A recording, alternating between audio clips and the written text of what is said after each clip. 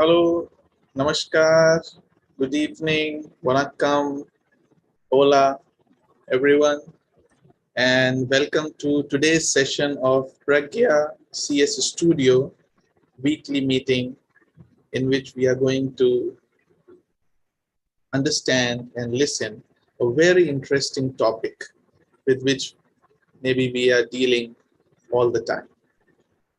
And we have a wonderful speaker today with us to explain all that to us. But before that, as always, I request the participants to keep their mobile phones on silent mode, and there will be a question and answer session after the talk, after the presentation, in which any one of you can raise your hand, or you can type the question in the chat box, or you can request to ask the question directly from the speaker. But before everything, let us come together in heart and mind to invoke that immutable principle in which we live, we move, and have our being. O hidden life, vibrant in every atom. O hidden light, shining in every creature. O hidden love, embracing all in oneness. May all who feel themselves as one with thee know they are therefore one with every other.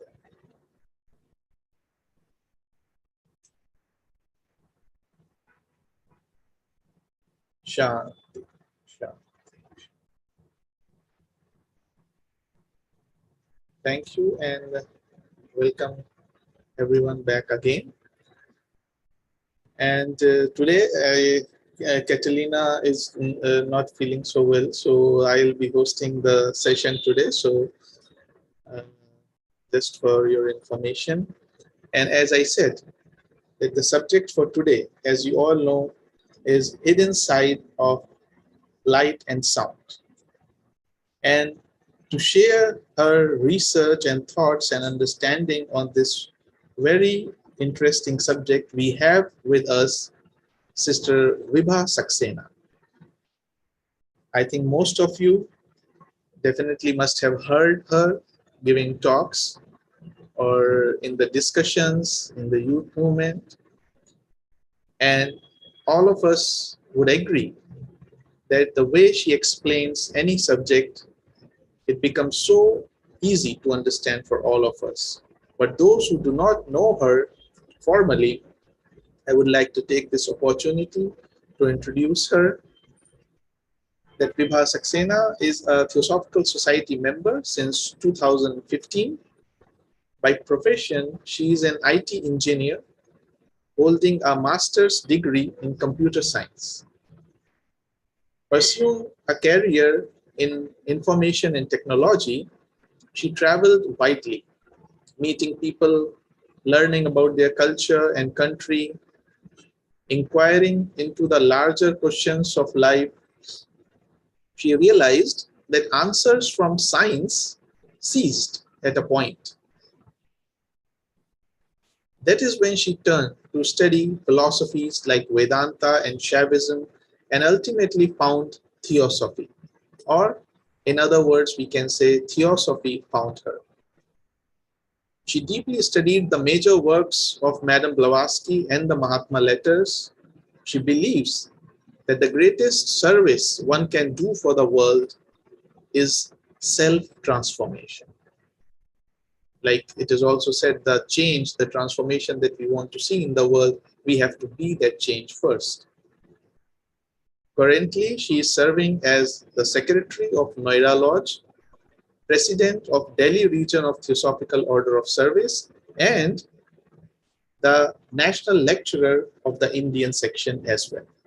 So, we all welcome Sister Vibha Saksena to share with us her thoughts on this very, very relevant subject with us. So it's all yours, Vibhaji, please. Thank you. Thank you, Shikharji. Namaste, dear brothers and sisters, and good evening to all of you. Thank you, Shikharji, for having me here today for this talk. Today, I chose to speak about this subject, light and sound. Actually, I am very interested in knowing the relation or the unity in science and spirituality. And light and sound are topics in physics which are taught right from school. This phenomena of light and sound, it is so closely knit in our fabric of everyday life that we do not even give a second thought to it. We take it for granted. So I thought it is a good idea that if we examine these two concepts in the light of theosophy, and that is what I will be presenting to you, I would like to share some slides which I have prepared for the same.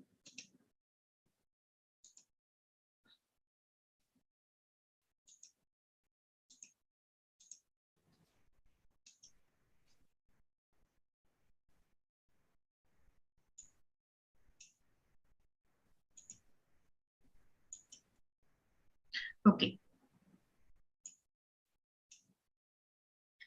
So we are going to basically look into the hidden side of light and sound. Now, as I said, we take both of these phenomena, light and sound, for granted. But take a moment to think that what would life be without them? So the first thought that comes, if there is no light, if there is no sound, then we will not be able to hear or see. That is true because sound is the phenomena which allows us to hear on the physical plane. It is the major means of communication. But remember, it is not the only means of communication. Major means of communication on physical plane at presently for us is speech. So it is sound. And light is the phenomena which helps us to see. It allows us to perceive the objects. But is this all, or do sound and light play a deeper role, not only in our lives, but also in the universe? So that is the first question. Another point is that if the innermost essence of all things is same, we study this in theosophy, that the innermost essence of everything, it is same. It is rooted in the same one reality. Then what is the unifying factor between sound and light? As we perceive them on the physical plane, sound is a longitudinal wave, alternating compression and rarefaction, that is longitudinal wave. And light is a transverse wave or a sinusoidal wave, right? What is the relation between them? How do they unify, or how are they rooted in the same source? And another most significant observation is that light, it exhibits a dual behavior. Sometimes it behaves as a wave, electromagnetic radiation, it's a wave, and sometimes it behaves as a particle. So why does this happen, or how does this happen? So therefore, sound and light, they are a very intriguing phenomena. And in studying and researching along these lines, in the light of theosophic knowledge, many eye-opening truths I have come across. And that is what I'm sharing with you today. So these are the hidden side or the occult nature of light and sound. Now, as we begin, another question is that what is the credibility of these occult explanations? How do we know that they are true? There is just one answer for this. First of all, consciousness, mind, these are, I would say, subjective aspects. And ideas or results, effects pertaining to them, they cannot be verified in a material scientific laboratory or an objective experimental setup because they are subjective concepts. And secondly, these facts which are proclaimed by the occult doctrine, they have been arrived at by an unbroken hierarchy of the great rishis and adepts. And they have tested it, verified it by experimentation over millions of years. So facts don't cease to become the truth even if people choose to ignore them. Any person can validate them if they follow that spiritual discipline. Moreover, the adepts of occultism who possess this knowledge, who are the custodians of this knowledge, they keep it secret. So why do they keep it secret? Why is it the occult side of sound and light? Why they don't give this knowledge to everyone? First, because the full knowledge is beyond the comprehension of even the highest intellectuals. And secondly, this occult knowledge, it confers tremendous power on anyone who possesses it. If such people are not spiritually and morally qualified, then there is the great risk of these powers being misused. It is like giving a matchbox in the hands of child. So knowledge of merely physical forces like nuclear power, it has already been misused as a weapon of mass destruction. So we can only imagine, is mankind ready to get the knowledge of even higher forces? But yet a corner of the wheel has been lifted by these adepts to allow those people who are ready, who are mature, so that they get a glimpse of the realities which lie beyond. And such people, by self-effort, they can tread the path which qualifies them to penetrate through the wheel of the real world, which is beyond. Now, having said that, let us try and fathom the occult doctrine of light and sound. So as I mentioned, light and sound are the most familiar phenomena in our physical world. We are able to see the things by power of light, and we are able to hear by the power of sound. Seeing and hearing are major factors in our perception of objective reality. That is on this plane, on the physical plane. The other factors, of course, are there. Touch is there, taste is there, smell is there. Together they make up the five senses in man. But today we will focus on seeing and hearing. Okay, so that is light and sound. These two faculties are so powerful that they can conjure up any event, even events from the past, present, future. For example, many of you must be familiar with the light and sound show, the entertainment shows which happen at some historic monument or at some fort. The colorful lasers, the play of light and shadow, accompanied with excellent soundtrack. It really mesmerizes the audience and it takes them back to certain historical events which must have occurred before. So that is the kind of power that sound and light can hold over human mind. Now comes a very powerful statement. The universe itself is a light and sound show. What we have seen was an entertainment show, light and sound show. But here we can state that the universe itself is a light and sound show. Is this true? Or is it even possible? First of all, we must note that manifestation of light and sound on the physical plane, it is vastly different from its manifestation on the subtle planes. Subtle planes are astral, mental, buddhic, atmic, and even beyond. So as per the occult doctrine, the highest manifestation of sound and light, it is rooted in Akash. Akash is the matrix of primordial sound and primordial light. Akash is the fifth universal cosmic principle. Now to make this clear, let us start from the axiomatic truth that Theosophy tells us. As per Theosophy, there is only one reality underlying all existence and the universe. And this reality, this one reality, we call Parbrahma or Sat. It is omnipresent, it is eternal, boundless, and immutable, regardless of whether the universe is in manifestation or not. This one reality is always present.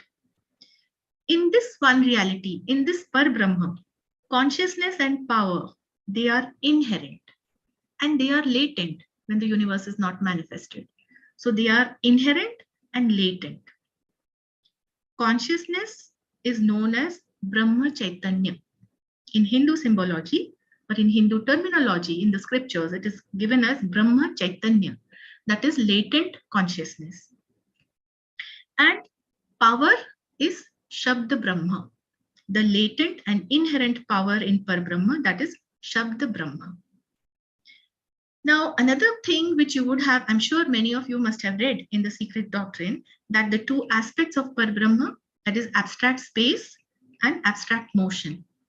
Abstract space is the space which is not manifested. That is why it is abstract. Okay, so that is called Maha Akash. These, I'm just explaining the terms so that during the discussion, when we come across these terms, we are not confused. Okay, so abstract space is space which is not manifested. That is Maha Akash. And abstract motion, though I haven't mentioned it on the slide, but it is given in Secret Doctrine clearly, it is the aspect of Parbrahma. It is this periodic process of manifestation of universe. So in this abstract space, eternal periodic appearance and disappearance of the universe happens. That is abstract motion. Okay. Now, having said that, the time for manifestation, the time for appearance of the universe, what it means is that Brahma Chaitanya, or the latent consciousness, it manifests as the divine thought. Divine thought is the term used in Secret Doctrine, used in Theosophy.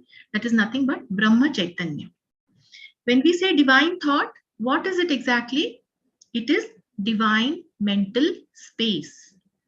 Unmanifest space was abstract space, Mahakash. But now the thought is there, the divine thought, divine mental space. So this is called Chid Akash. Chid Akash is the manifested divine mental space. And it is undifferentiated. It is the primordial light of awareness, pure consciousness. It is the radiant awareness. Now, in this, we see the manifestation of Shabda Brahma, or the latent sound, the sound energy, the power which was inherent in Parbrahma. It manifests as a reverberation. That reverberation is called Nad or Omkar. It is the first vibration in Chidakash. So basically, reverberation in the divine thought. That is the primordial sound, which is Om or the Nad. And this differentiates the homogeneous substance of divine mind, manifesting the heterogeneous universe. So in Mahakash, you have the Chidakash manifesting, in which there is a reverberation, which is nothing but the primordial unstruck sound or Nad. Therefore, we say that Akash is the matrix, the ultimate matrix of primordial sound and light. Now, Akash has 7 differentiations. The adepts of occultism, they have given us very fragmentary knowledge. They have the full knowledge, but they have revealed very fragmentary knowledge about Akash because of the tremendously powerful forces which are inherent in it. And we have already seen it is dangerous to give this knowledge in the hands of people who do not have the requisite qualification. So these are the most important secrets of nature. Now, from the substratum of Akash, all the energies, all the motions, they originate. Motion is the source of vibration. This motion or vibration, this is the cause of the ultimate cosmic elementary particles. On the physical plane, these energies and motions, they appear as various kind of manifestations we see, like heat, light, sound, magnetism. Okay. So what does science think of it? Science is able to see and experiment with only the physically manifested effects of these energies. So science regards matter as condensed radiation, bottled up radiation, radiation meaning light. Matter is produced when this light radiation is bound up or it is confined in the form of cosmic elements. So this is the occult interpretation. The occult doctrine says that light is bound up in the form of cosmic elements. Cosmic elements, they are known as the Pancha Mahabhut, that is Akash, Vayu, Agni, Jal, and Prithvi. Or as we say, space, air, fire, water, and earth. Basically, these cosmic elements, they correspond to the cosmic planes which are formed. Now, let us look at the fundamental nature of light and sound. Light and sound fundamentally differ in their nature and function. On the physical plane, it is most evident. Sound is that which is heard, and light is that by which we perceive. So at the bottom of the slide, you can see on the lowest physical plane, light is how we perceive. We are able to look at things. We are able to know, get knowledge.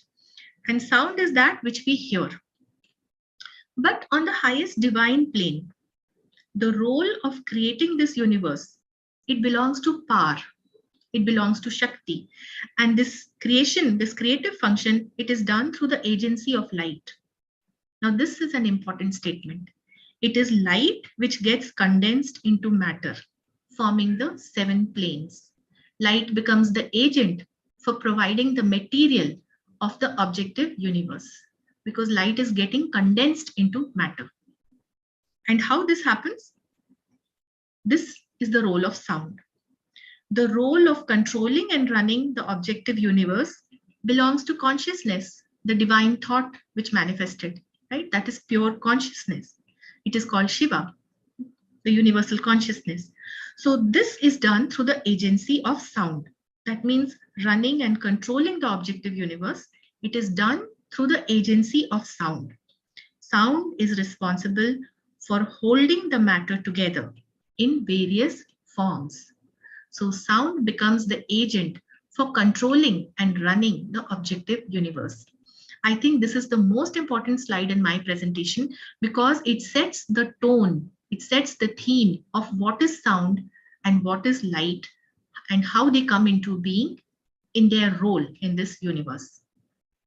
So we will move forward now. The primordial sound is the agent of consciousness. Primordial sound, it was manifested in the divine thought. Shabda Brahma was manifested as Nad or Omkar in the divine thought, which is universal consciousness. And it is responsible for directing and coordinating cohesive forces. Cohesive means that which brings together. It holds the matter together. So responsible for this is the primordial sound. And primordial light, it is basically the light of awareness. So that light radiation, it is the agent for providing the structural or the building material. This is a function of Shakti or power. And this is basically the occult function of light and sound on the highest divine plane. So we can easily see manifestation is essentially an interplay of consciousness and power. In consciousness is inherent sound. And power, through the agency of light, provides this structural material, the building material. Together, they bring the universe into manifestation through sound and light. Hence, we can say universe is the grand cosmic light and sound show. It is true that sound and light are cosmic principles in their highest aspect. As they descend lower and lower into manifestation, they become less and less subtle. Ultimately, they manifest as physical sound and light on the physical plane. And this is happening at all levels of manifestation. Whether at the level of solar system or at the level of human body or at the level of physical atom, we will find the same principle comes into play. Let us first look at the solar system.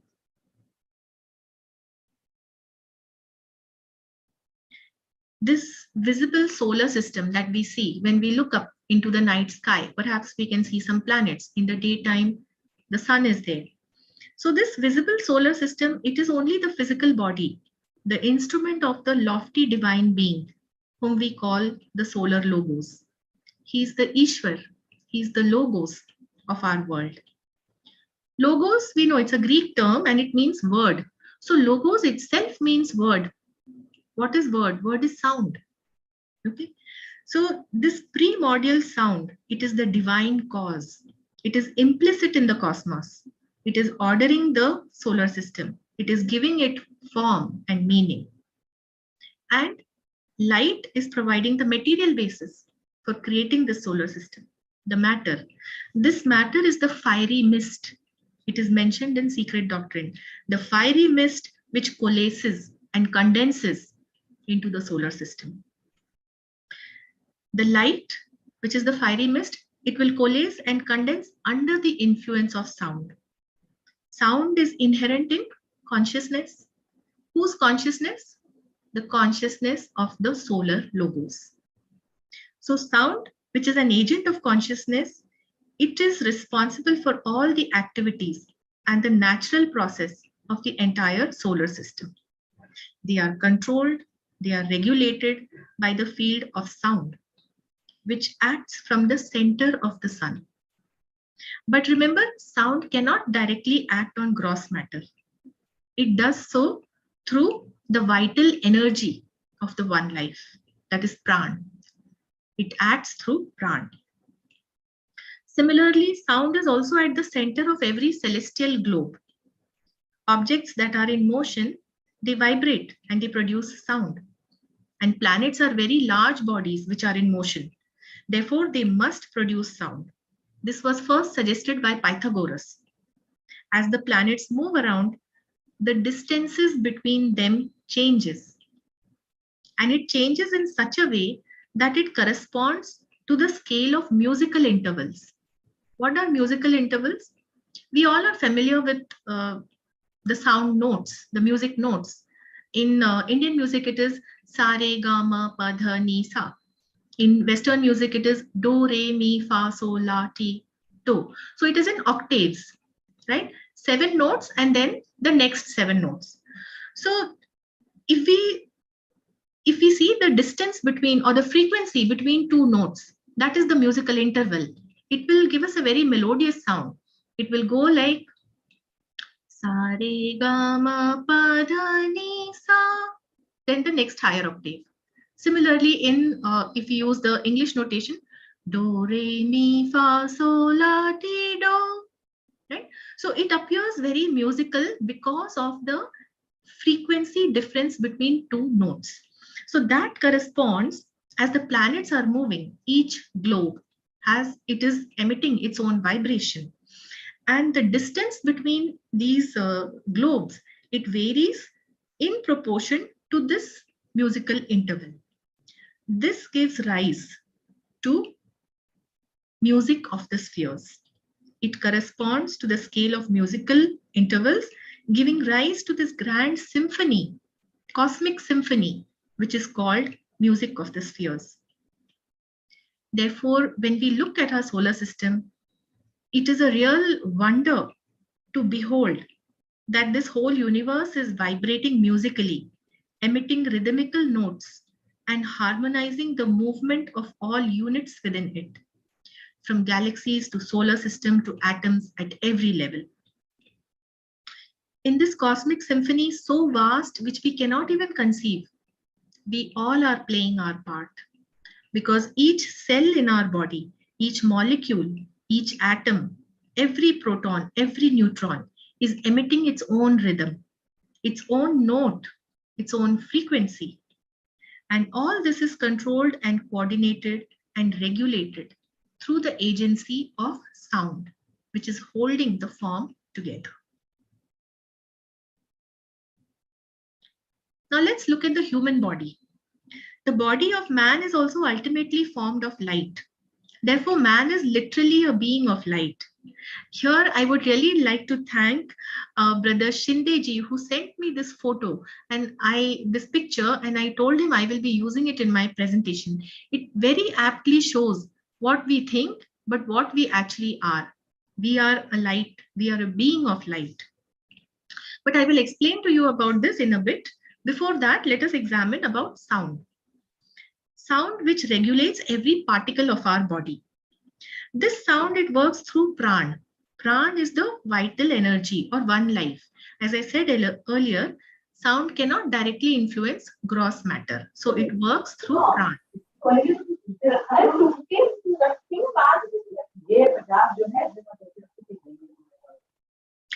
So pran basically, it circulates in the etheric double, which is called the pranmay kosh. And sound which works through pran, it is the anahat shabd. It is anahat shabd is the eternal unstruck sound. It is produced without vibration of a material instrument. So it is unstruck.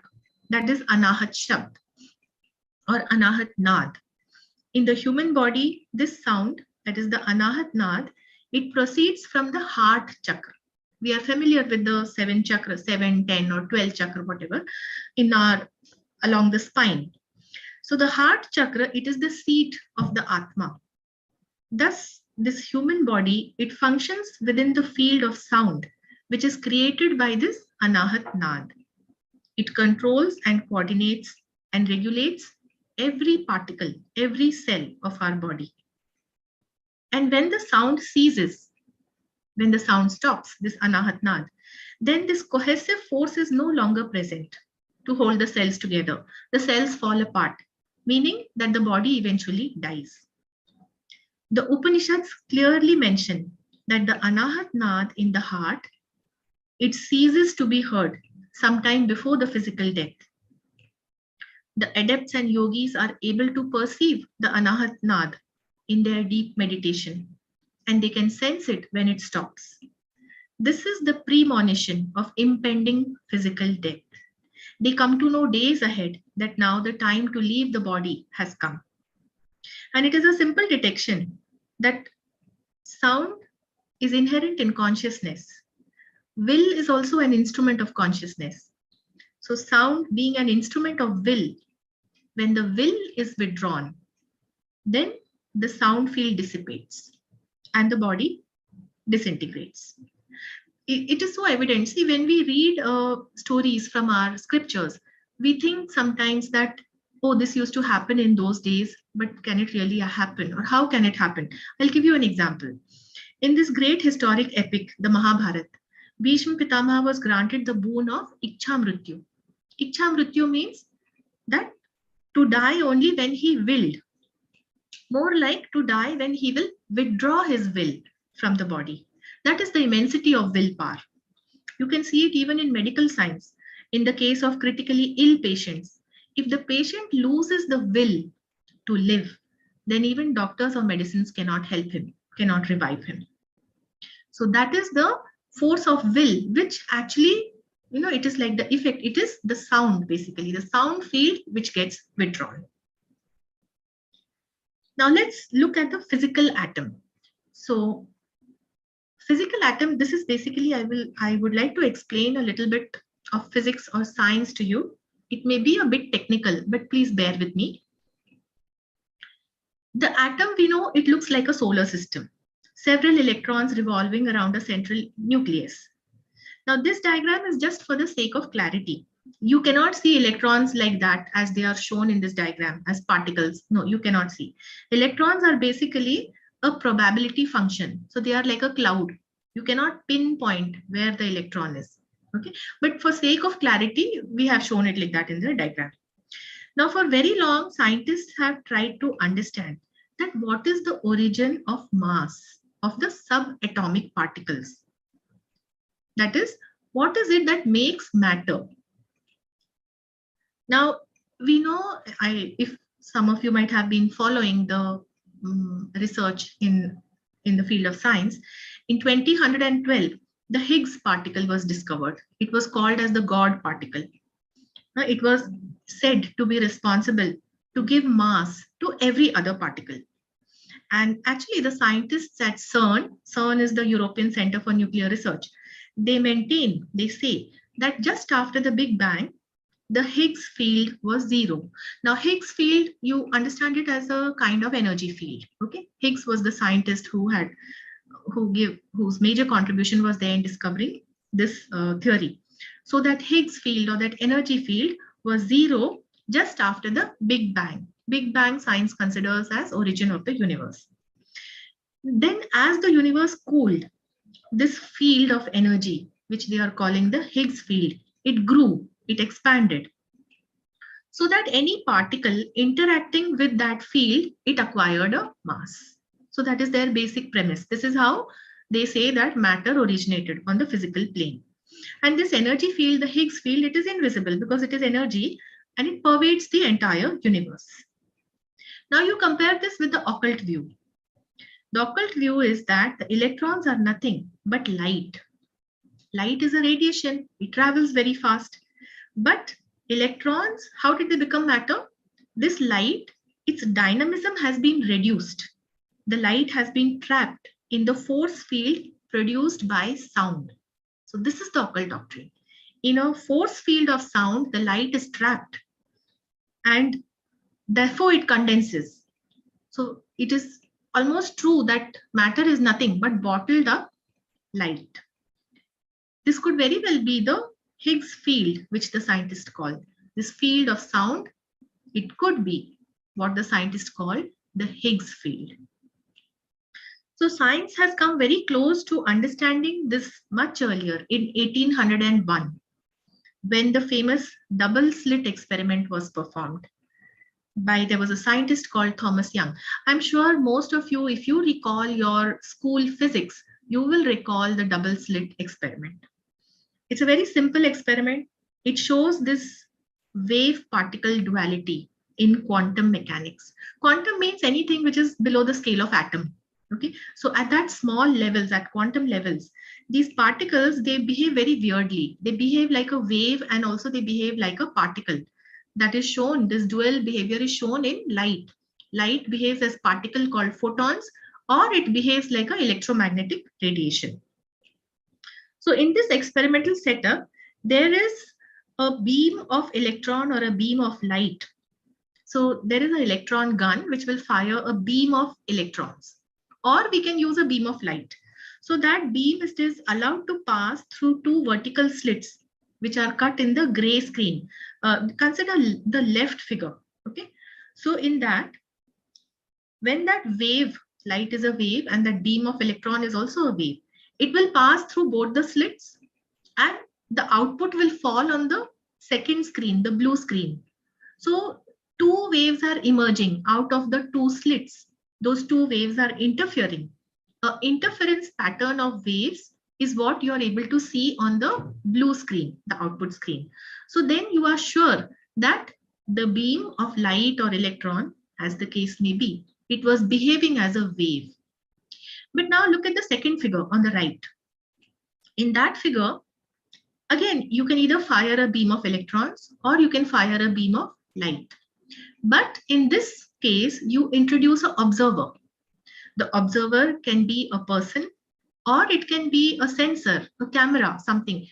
Like two sensors you can see on the gray screen. They are observing. They are observing the beam which is being fired in the two slits. Okay. So the moment the observer is present, the beam of light or of electrons, it will not behave as a wave.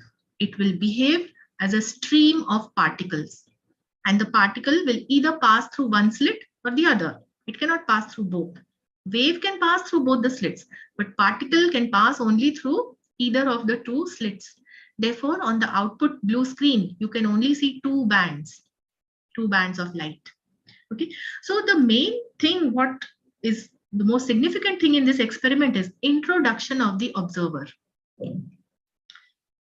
By introducing the observer, the wave starts behaving like particles.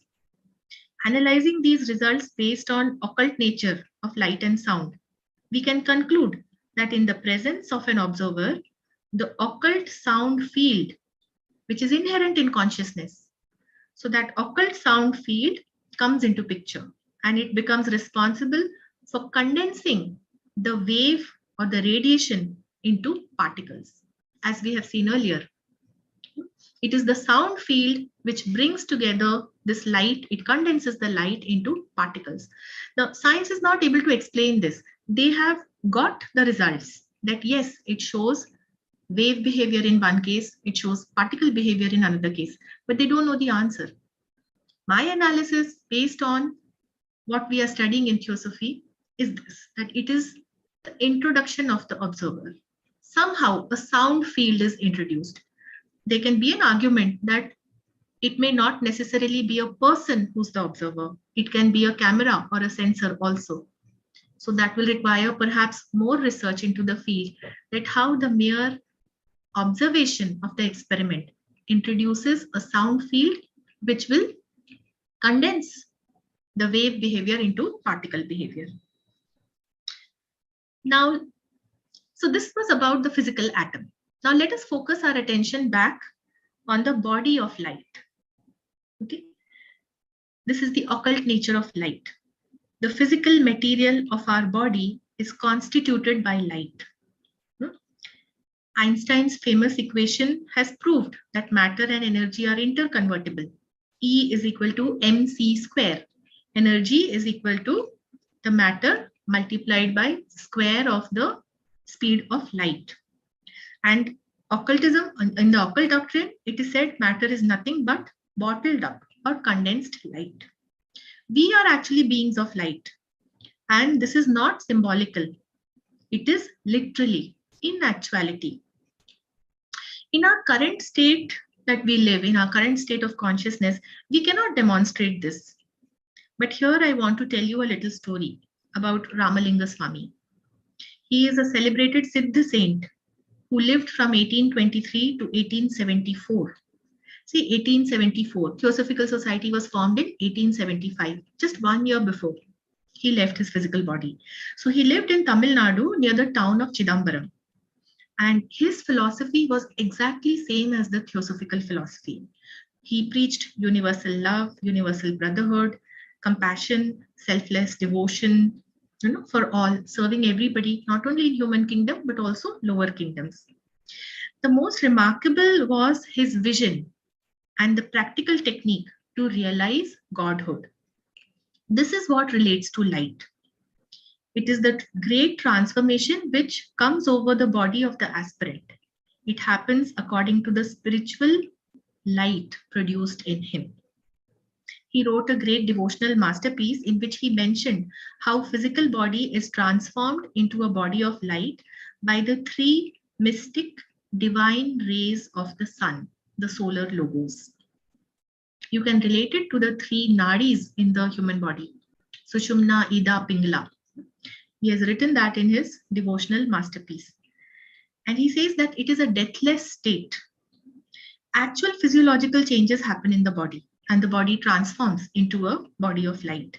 He describes it in the various stages of self-realization, which he himself attained, and transformation of this mortal human frame into a divine immortal body.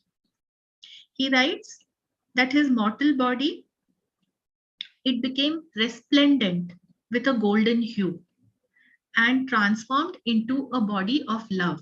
Those are the words he has used. It transformed into a body of love. It is for us to contemplate, what does this mean? Love is a real energy, bliss. Okay, so that body of energy, the body of love, that was again transformed into an effulgent body. Effulgent body he called the body of light. He writes it as Pranav Deham. Pranav is the primordial unstruck sound. And he calls that body created by that, held together by that primordial sound, as body of light, or the effulgent body. This body is imperceptible to touch, and it is not affected by nature. There have been other saints also who have been able to achieve this, but Ramalinga Swami was the only one who preached the technique. But apparently at that time, people were not ready to receive these techniques, the steps he went through in self-realization to achieve this body of light. Then he wrote to the people, he said to the people, "You, my dear ones, you seem to have decided not to hear me. You may not hear me now. There are some enlightened persons in the far north. They will be coming here. They will learn this philosophy and preach unto you. Then perhaps you may listen." This is a clear reference. Reference to whom? To the adept Mahatmas and the founders of Theosophical Society, Madame Blavatsky and Colonel Olcott, who eventually did come to Madras. In fact, there is this article about Ramalinga Swami in the Theosophist of July 1882. It was Madame Blavatsky was the editor at that time of the Theosophist. And the article was written by T.V. Mudaliar, disciple of Ramalinga Swami. And below the article is a footnote by Madame Blavatsky.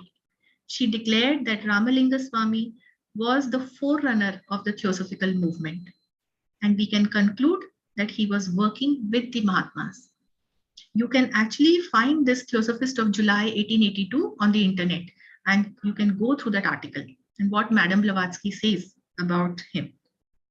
In fact, it is well known that even Sri Aurobindo and the mother, they were working along these lines, experimentally meditating and carrying out these experimentations on the lines of realizing the body of light. For us, the most vivid example of the body of light is our visible sun, the solar logos. Sun is a gigantic ball of electromagnetic radiation. It is the body of light, but the real entity behind it, it is the lofty solar being whom we call the solar logos, the Ishwar of our system. And it is in him we live and move and have our being. So physical body can actually be transformed into the body of light. We do not know it yet. Now, in the beginning of our discussion, it was mentioned that the material of the universe is produced by power through the agency of light. Light is radiation, which is luminous Akash. And the action of sound condenses it into matter. The radiation becomes a rapidly swirling vortex of energy. And innumerable such vortices are formed. Annie Besant mentioned this. She mentioned it as holes being dug on the screen of consciousness. See how words are inadequate to convey the idea. We have to read it in multiple ways, understand it in multiple terms. What does it mean? Annie Besant said, holes being dug on the screen of consciousness. These holes are nothing but the points of light. The light, instead of radiating, it has become a swirling vortex of energy. So it is confined and it becomes the ultimate material particles. And these, of course, they recombine and then form all the 7 planes of the universe. So every particle of this whole manifested universe, it is vibrant, it is alive and in constant motion. There is no dead matter. So far, we have seen light becomes matter. Now let us look at light as an instrument of perception.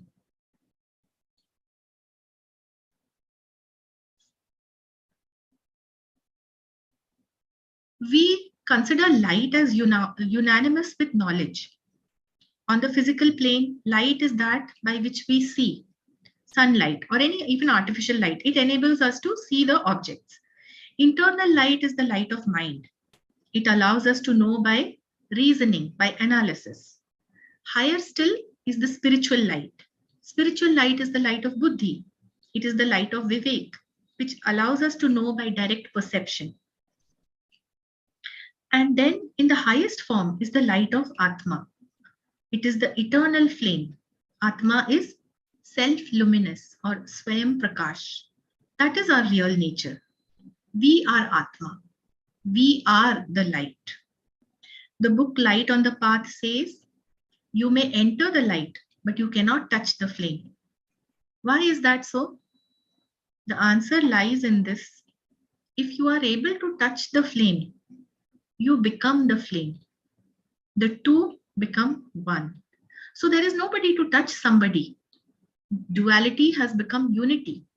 That is why it says, you may enter the light, but you cannot touch the flame. And the exact same thing is given in Mundak Upanishad.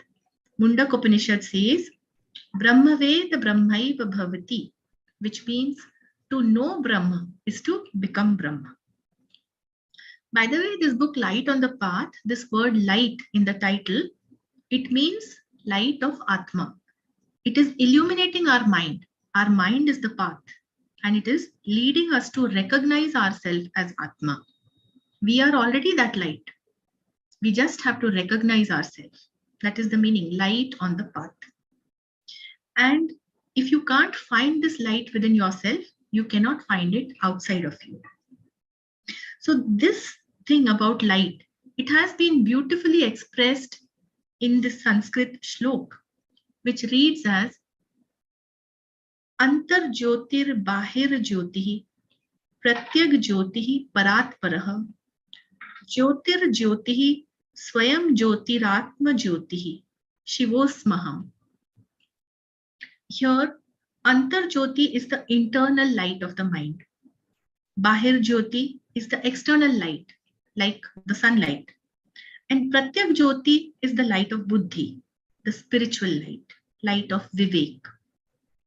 Parat Paraha means transcending them all is the light of lights, that is called Jyotir Jyoti.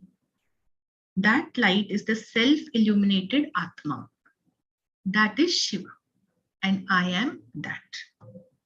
What this shlok means in a nutshell, I am essentially that Shiva whose essential nature is the light of pure consciousness. It illuminates itself. It doesn't require an external source to be illuminated. And it is this transcendental light of reality, of pure consciousness, which is the real illuminator behind all kinds of lights, which we find on different levels in manifestation. So actually, we have seen twofold role of light. What is the twofold role of light? First of all, light becomes matter of the universe. Secondly, light is also the instrument by which you perceive the universe and ultimately recognize the self. Because light is self, light is Atma. In ordinary perception through mind, there exist three things: perceiver, perceived, and perception.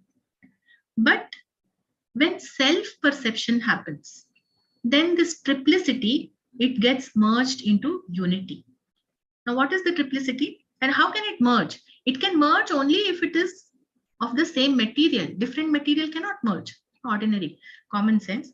Different materials cannot merge. For the triplicity to be able to merge into unity, it has to be of the same material, of the same substance. So the first, in the triplicity, the first concept is light. Light, which is the self, capital S. Light is self or Atma. Second, light is the universe, because universe is nothing but condensed light, matter. So light is the universe. And the third one is the instrument by which we perceive. That is also light. So light perceives light by light.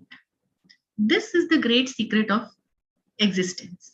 And this is how the triplicity becomes unity. Because everything is light, the perceiver, the perceived, and the perception. So having said this much about light, I would like to quickly focus on sound also. I am running out of time, but I will take 10 minutes of your time to just have a quick recap on sound. Shikharji, I hope it is okay if I exceed by 10 minutes. Oh, it's totally okay. I think everyone is listening. So with concentration, we want you to continue, please. Okay, thank you so much. So, occult nature of sound. Now we have seen that the role of sound is creative. It is present at the center of every organism, of every system, organizing it into definite patterns, into structures, and creating forms. So how this happens, that also we've seen that primordial sound, it provides the force field which is trapping the radiation of light and transforming it into circular motion at every point. Okay. Now, this creative role of sound, it is present at all levels: solar system, human body, and physical aspect, and on the physical atom also. To have some kind of evidence that how it is true, this is demonstrated by cymatics. Cymatics is the study of visible sound vibrations. Sound is an intangible force. You cannot see force, right? But it is the guiding principle. It shapes the matter into various forms. So this function of sound guides the matter and brings it into certain form. This function of sound is captured either digitally or materially. and we can see those waveforms.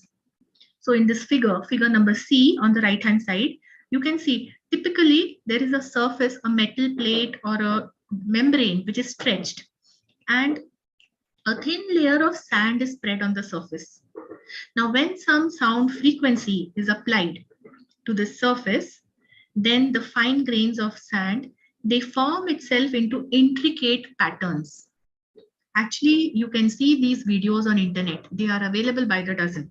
This is called Cymatics, and it is a very, I think, demonstrable proof how sound gives rise to form. In fact, I am short of time, but if you go into the science of mantra, it is the same thing. Mantra are nothing, they are groupings of certain syllables in a series. The mantra were found by our great rishis in their meditation, which groups of sound to put together so that when they are spoken in a certain way, they will create the sound field or that sound energy, which will gather this material from surrounding to create a form which is endowed with that vital energy. Because remember, sound, it works on matter through vital energy, through pran in the case of human being. So vital energy, that form will be created, which is called the devata of that mantra. It is endowed with vital energy, so it can accomplish its purpose. So you see, if you understand this cymatics, you will understand the science of mantra also. Okay. Now, this transmission, another occult property of sound is transmission of sound without medium. The Theosophical Mahatmas, especially Mahatma KH, he has written in a letter to AP Senate that sound does not require a medium to travel. One who is acquainted with the properties of Akash, he can use it to hear the voice of another person at any distance. And HPP did this all the time. She was able to hear the sound of Mahatmas. They communicated. HPP was in Madras, in Bombay, and Mahatmaji being in Tibet. They were still able to communicate. Now, this will become a reality for humanity only in the next round, in the 5th round. Why? I will briefly explain this to you. We are familiar with the 5 cosmic elements, and we are familiar with the 5 rudimentary elements. Rudimentary elements are the tanmatra, shabda, sparsha, rupa, rasa, gandh, right? That is sound, touch, form, taste, and smell. And the 5 cosmic elements are Akash, Vayu, Agni, Jal, Prithvi, which is space, air, fire, water, and earth. Now, these rudimentary elements, they qualify the gross elements or the cosmic elements. What it means is, Akash is qualified by Shabd. It is the sound vibration which qualifies Akash. Then the next divine impulse, it brings Sparsh, that is the next Tanmatra. So Shabda and Sparsh together, they qualify the next cosmic element, Vayu.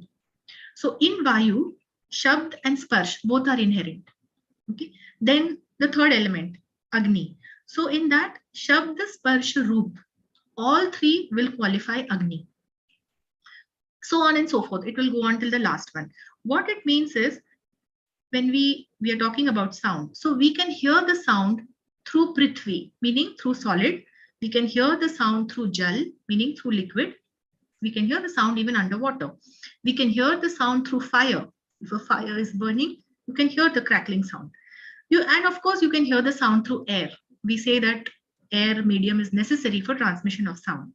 But we do not, or rather we are not able to hear the sound through Akash. If there is no Vayu, no air, we are not able to hear as yet.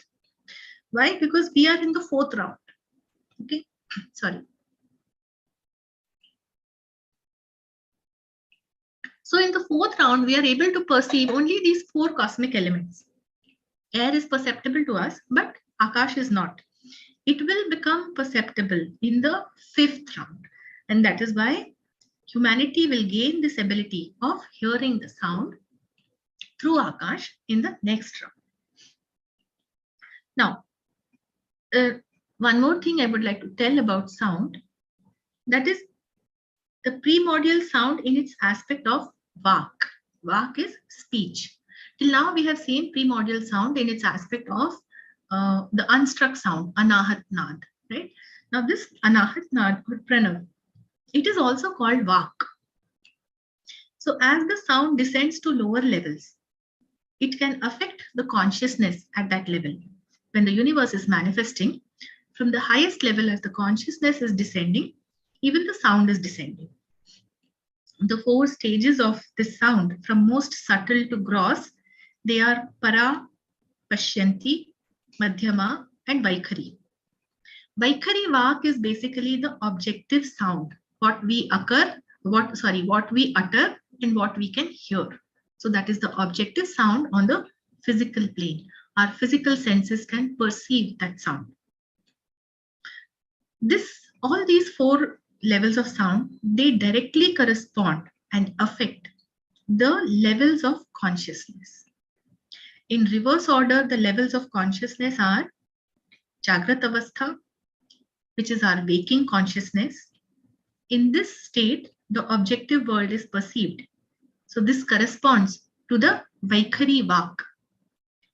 The next is Swapnavastha, that is the dream state, which corresponds to Madhyama. This sound is not yet uttered. It has not been uttered. It is just a dream or a thought. When it is uttered, thought will become things.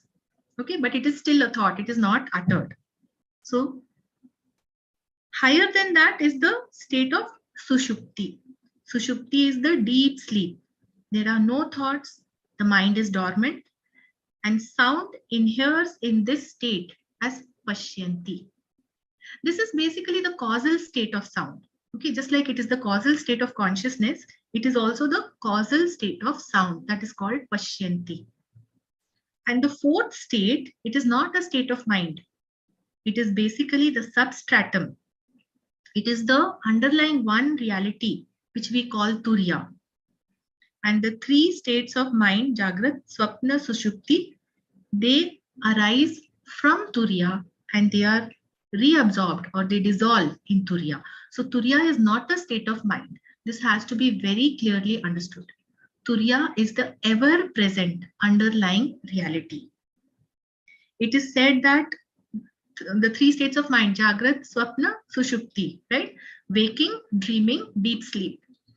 And we say that mind is the great slayer of the real. What is real?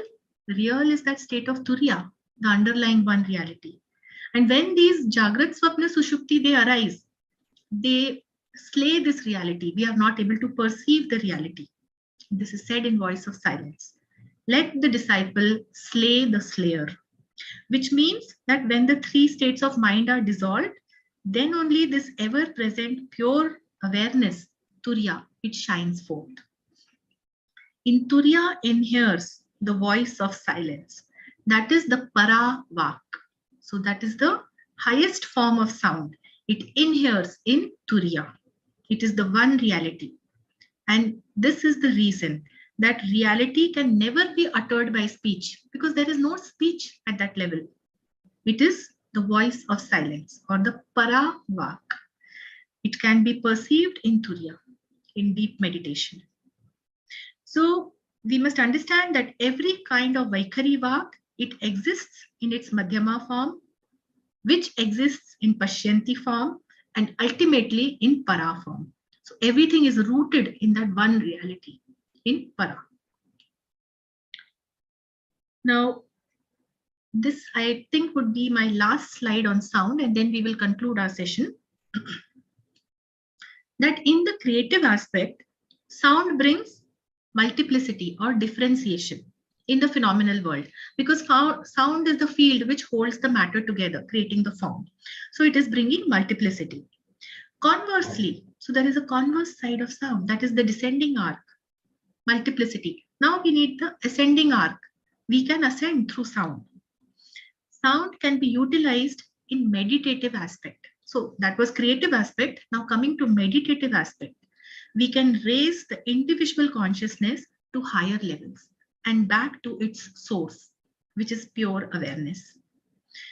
Actually, this science of sound is the principle behind our, we have the mantra yoga, the lay yoga, even in Raj yoga. The science of sound is at work, which is enabling the highest level of consciousness.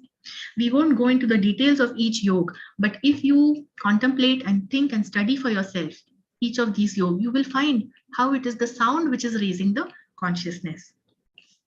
This primordial unstruck sound, which we said is anahat nad, it is the initial creative impulse. It is called spandan, or vibration of pure consciousness. And the sound emanating from it, it is. Are you able to hear me, Shikhar? Yes, Okay. yes. Okay. So the sound emanating from that vibration is Om. This sound is able to influence the mind, merging it back into pure consciousness. This outward going fickle mind, which is the changing mind, it takes delight in the object of senses, but it can be subdued. It can be turned inwards, and it loses all awareness of external world by the influence of sound. It has been scientifically demonstrated how our brain waves are affected by soothing music. Sound is used for healing. How states of consciousness are altered using binaural frequencies of sound. So I won't get into those details. There are other fields of utilizing sound. Now, in meditation, consciousness expands. It reaches the anahat sound before merging into the self. And for this thing to happen, to be able to reach the anahat sound, mental purity and concentration. Concentration here is dharana dhyan. We know when the body is purified and the mind is purified, then we have dharana dhyan samadhi, leading the steps of Raj Yoga, leading to samadhi. So mental purity and concentration, they allow the aspirant to hear the anahat nad increasingly. This is basically the ladder of 7 mystic sounds, which is mentioned in the voice of silence. Sequentially, this series of anahat sound which are heard, a nightingale's voice, the sound of a cymbal. Cymbal is a musical instrument which we play. The sound of ocean waves, then the sound of veena, the sound of a flute, then the sound of a trumpet is heard, and ultimately the sound of the thunder clouds, which is called Meghanad. This is the 7th sound. And when this thundering Meghanad is heard, then the aspirant's consciousness merges into the pure universal consciousness. The Siddha yogis say that hearing this Meghanad in deep meditation constantly for a number of days, the aspirant is able to merge his consciousness into universal consciousness. So with this, I come to the conclusion of my presentation today. And I really thank you all for bearing with me for this extra time. We have seen light and sound play a fundamental role in the process of manifestation. The hints as to their occult nature are found throughout Theosophic literature. They are there in the letters written by the adepts of the Theosophical Society to A.P. Slit and others. They are also found in Secret Doctrine. For example, I'll just give you 3 pointers. Mahatma Ji has said, sound does not need a medium to travel because sound qualifies Akash. Second thing he mentioned, objects can be dichromatic. I didn't mention this in my presentation earlier. Dichromatic means objects can be seen by 2 sets of light frequencies. Not only the visible spectrum, which is Vibgyor, but another set of corresponding frequencies. So objects are dichromatic, and that spiritual sense of seeing by the second set we have to develop through training. And the third pointer in his letters is that there are semi-intelligent forces in nature called elementals. They are basically made out of light and sound. Light and sound are energies, right? And there is no blind force in nature. So these are semi-intelligent forces called elementals, and we can communicate with them using the language of sound and color. HPB used this to produce many of her phenomena. So we can see that the occult side of sound and light is in play in our everyday lives. It is there. In our discussion today, we have seen how we ourselves are made of light and sound, how every solar system, every celestial globe is made of light and sound, and the whole universe comes into being by the interplay of these two factors. The highest adepts of occultism, they possess this knowledge and also the capacity to utilize it for practical purposes. Effectively, they control and guide the manifested systems over which they preside, ever guiding it to higher levels. With this, I will end. Thank you all. Thank you, Sister Vibhaji, so much. And I think you have given us the food for thought for coming months, taking us right from the source of the universe, bringing it to the physical plane, and in such a nice and explaining step by step that I don't think that any of the delegates here may have any questions, but still, if anybody has any questions or queries or some additions, please feel free to do it. You can switch on your camera and we'll invite you. You can raise your hands. And while we are waiting for our delegates to, just a minute, I have to enable them. Okay, now anybody who wants can unmute also for themselves. And I just remembered when you were saying about the everything is vibration of light and sound. When Lord Buddha got realized, his first realization was Sabba Loko Pakampetopa. I mean, everything is just vibration and vibration. And even the matter that we see is not as solidified matter as it is just energy condensed, as you said in your talk, so clear, with so much clarity. And on a lighter note, for some of the young members I can see in our list, if anybody has seen the movie The Matrix, in that it was, I think, somehow the director was able to take up that idea, and that's what he was trying to show, that once the person becomes the one or self-realized in this case, or whatever, I mean, anything he sees, it's just the light, and everything is light around there. So it was really nice to correlate that. And I think Professor Shinde wants to say something. Shinde-ji? Yeah, I will congratulate to Vibhaji. Thank Wonderfully you, explained, and really, Vibhaji, you have brought synthesis of science, theosophy, science, philosophy, and religion. So it is really synthesis, what you explained, really, really appreciable. Only thing I suggest, you are really a good teacher also. I will suggest you, because of my seniority, you select only one topic, and within that period, if you make it interesting, it is, after all, we are all very eager to listen throughout your lecture, but it should be what I think, you can reduce it. You have much thing to say, but we have to give some break there and keep it for the people to think over. And I am very happy and thankful for using my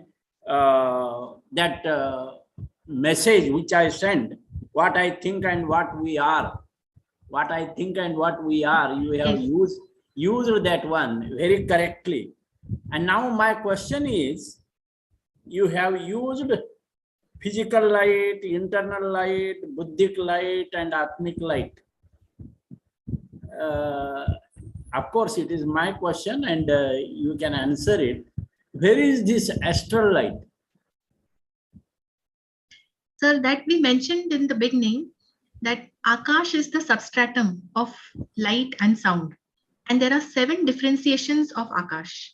So in its highest form, Akash is basically the Maha Akash, which is unmanifest. And in its lowest form, Akash is the astral light, which is the matrix of the objective universe. That is one. And secondly, you explained that one mist, some fiery mist. Fiery mist. Fiery mist is something mystic. Yes. Can you throw some light on it? Sir, I know only as much as I have studied in the secret doctrine. There is that shlok which says that the fiery mist, it is the nebula, and then it coalesces and it condenses to form these different bodies of the universe. Of course, directly the physical form is not formed. It will go through so many subtle forms, and then finally the objective form gets created. But beyond that, I could not find more explanation. Yeah. So it is the nebula of science. As you said, nebula. Yes. That counts. Very nice, Vibhaji. Thank you very much for your good explanation and all the best. Thank you. Thank you, sir. I will take your pointer. I think this was a Sir, I have lot one of question. material. Yes. Yes, brother Basavarajaji. Yes, yes. Sister has told that one particular person in Tamil Nadu, he has attained that level of light. What exactly the method? Where can we get that technology? Yes, this was about Saint Ramalinga Swami, who had mentioned about the Mahatmas and the founders. And there is, his work is mostly in the Tamil language. I don't know the name of what his great devotional poem is called. And there is a book which is written by, I will get the name of the author, I can send it to you. So there is a book about him, The Philosophy of Swami Ramalinga. That is the name of the book. Introduction to the Philosophy of Swami Ramalinga. The author I do not recall right now. But Thank you very much. I don't think that in that the technique to convert your body into body of light will be given. No, that is not available. But yes, his philosophy is there in the book. Okay. Okay, thank you. Welcome. Thank you, Basavarajaji. Thank you, Shindeji. And any other of our... Shikarji, you request Vibhaji, we will make use of her knowledge and explanatory power on and off. You keep on her lectures. We are already doing that, sir. But we must make this propagation of theosophy through her. Definitely. Arrange lectures. We are very eager to listen. Yes, yes, yes. Sir, humbly, I am requesting you. I need time to study. आप बहुत सुंदर बोलती हैं विभा जी, बहुत ही सुंदर, बहुत अच्छे ढंग से एक्सप्लेन किया, बिल्कुल ठीक कहा सिंधिया साहब ने, you can a very good teacher, very good. Every step you explained like anything, and it's such a beautiful thing. Actually, I felt as if I am looking at the play of light and sound. Yes, yes, So totally. beautiful, as a magic actually. जैसे किसी ने बांध लिया हो ना सामान है, इस तरीके से आपने बहुत अच्छी तरह से एक्सप्लेन किया. Vibhaji, you said you need time. Yes, sir. You need time because you prepare much. So you prepare little and give it to it within short period. So small you can make it, and that will be more interesting to people. So you need not take time much. You take short. So this what lecture today you gave, it can be divided into 5 lectures. Okay. Okay. I understand it is too much for people to assimilate together in one go. I understand your point. Yes, sir. Thank you. But as I feel, I mean, I was just spellbound and concentrated on the talk that you're giving, what you were giving with, I mean, really, normally somebody gets distracted, but when the subject is going like this, it was very, very nice. And I think we are already running short of time, and there are no more questions. So any final comments, Vibhaji, from your side before we proceed for closing? And no, I think that's it. And I'm very happy if people can share this, what I'm learning, and they are able to relate to it and then study it for themselves. That is what HPB said, that Theosophy is not for the mentally obtuse. Each one has to study it by themselves. Yes, absolutely. And we certainly hope so. And there are a couple of comments that superb integration of science, spiritual, and conventional Vedic Upanishad by Brother Prabhatji.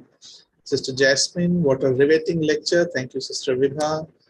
Then we have Dr. Sushma Srivastavji saying marvelous research and marvelous research work. Thanks, Vibhaji.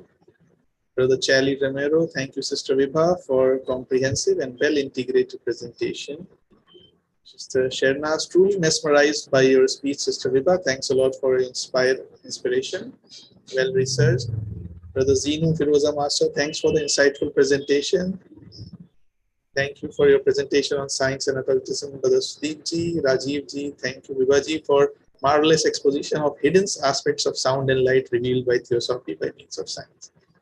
And thank you so much for the insightful talk by Sister Swati Samantare, who is also our speaker for the next Sunday. And Sister Poonam Upadhyay, thank you for giving the beautiful insight. So I think everyone today might have got some pointers to realize the light what we have. And so I really want to thank all these participants for their lovely comments. And thank you, Shikharji, for giving me this opportunity to be here today. Yeah, but and Catalina also, I mean, I feel because she was not feeling well, so she was not able to attend it. Otherwise, we were looking forward to hear your talk so much, as always. And that's what I said in the beginning of the talk. I think everybody now knows that. And so, we extend our heartful gratitude from Pragya CS Studio to Sister Vibha Saksena for sharing with us her research, hard work, in such a lucid manner that we can assimilate it, listen to it, understand it, and inspire us for contemplation later. Thank you so much, Sister Vibhaji. And thank you all our delegates who joined from not only India, from all around the world, who took time to join this meeting among the so many meetings that are happening all around. Thank you for your valuable time, and we hope to meet you again next Sunday.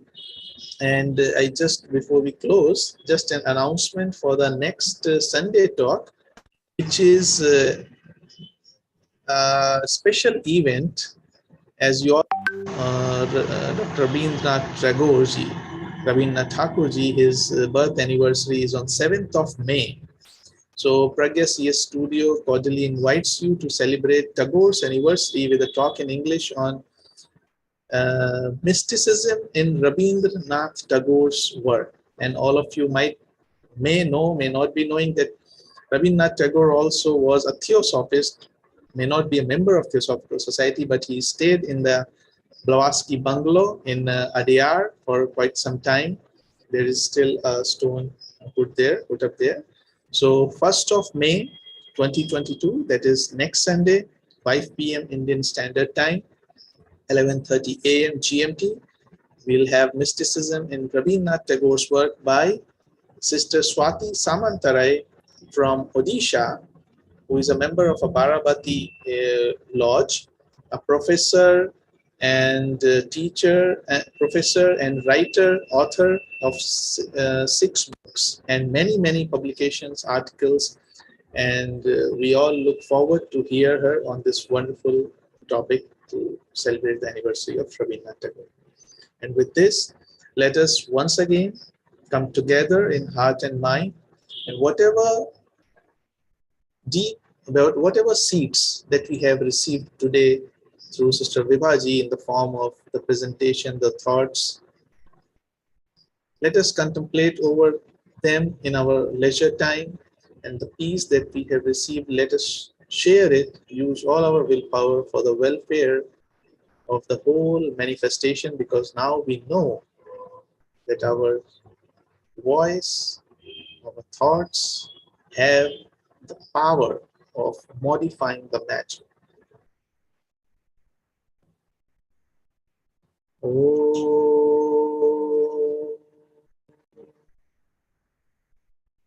Sarvesham Swastir Bhavati Sarvesham Shantir Bhavati Sarvesham Purnam Bhavatu Sarvesham Mangalam Bhavatu Sarve Bhavantu Sukhinah Sarve Santu Niramaya Sarve Bhadrani Pashyantu Ma Kaschit Dukha Bhag Bhavet.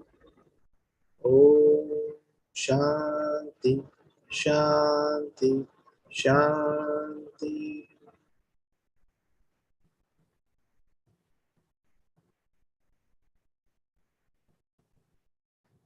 Thank you everyone once again. Have a great Sunday evening and have a great week ahead. Looking forward to meet you all next Sunday, same time. Thank you once again, Sister Vibhaji. Thank you very much. Thank you all. Namaste. Thanks. Namaste. Thank you. Love, peace, harmony, abundance to all. Love, peace, harmony, abundance, sir. Thank you. And I'm going to end the meeting now.